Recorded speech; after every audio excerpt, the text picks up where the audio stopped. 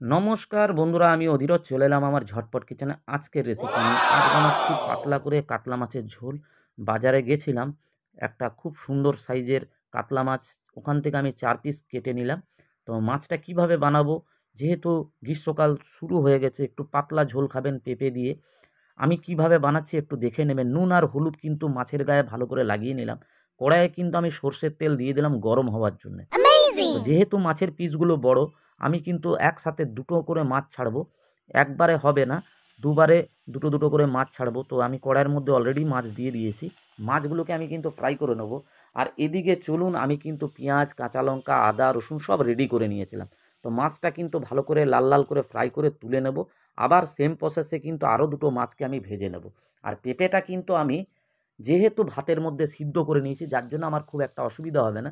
তো জিরে আর আমি কিন্তু গোটা গরম মশলা, তেজপাতা দিয়ে দিলাম, আর পেঁয়াজগুলো কেটে রেখেছিলাম পেঁয়াজগুলো দিয়ে দিলাম, আর পরিমাণ মতো নুন দিয়ে দিলাম, আর একখানা বড় টমেটো কিন্তু দিয়ে দিলাম। মাছের টেস্টটা কিন্তু বেড়ে যাবে।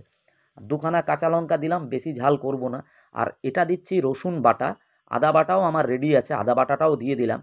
তো বন্ধুরা, এইভাবে কিন্তু গুঁড়ো মশলাগুলো ব্যবহার করতে পারবেন, আপনারা বেটেও দিতে পারেন। তো আমি জিরে গুঁড়ো আর হলুদ গুঁড়ো দিলাম, আর এটা দিচ্ছি অল্প পরিমাণে ধনে গুঁড়ো। তো এটার জন্য একটা টেস্টটা আলাদা রকম হবে।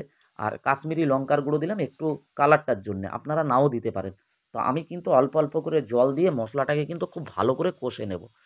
তো এইভাবে যদি কষেন তাহলে কিন্তু আপনাদের কিন্তু কোনো রকম রসুনের কোনো গন্ধ থাকবে না। আর পেঁপেটা যেহেতু আমি ভাতে সিদ্ধ করে নিয়েছিলাম, যার জন্যে কিন্তু এই আলাদা করে আমাকে আর সিদ্ধ করতে হলো না। তো খুব ভালো করে কিন্তু মশলাটার সাথে কিন্তু আমি পেঁপেটাকে কষিয়ে নিলাম। তো আমার কিন্তু প্রায় হয়ে এসছে। আর আপনারা কিন্তু এটা একটু ঝোল ঝোল করবেন, তাহলে গ্রীষ্মকালে কিন্তু একটু পাতলা ঝোল খাওয়াই ভালো, কারণ বেশি রিচ করাটা ঠিক নয়। তো আমি একদম পাতলা করে ঝোলটা করবো। আর কাতলা মাছগুলো তো আমার ভাজা আছে। তো আমি কিন্তু এরপরে জলটা অ্যাড করলাম। জলটা আপনারা সম্পূর্ণ নিজের খেয়ালখুশি মতো করতে পারেন, যেহেতু আমি এটা পাতলা ঝোল করব। এরপরে কিন্তু আমি ভাজা মাছগুলোকে দিয়ে দেবো। আমার মাছের ঝোলটা কিন্তু ঢাকা দিলেই হয়ে এসছে। আমি কিন্তু নামাবার আগে ঘি দিয়ে দিয়েছিলাম। ঘি দিলে একটা সুন্দর সেন্ট আসবে। আপনারা গরম মশলা অ্যাড করতে পারেন।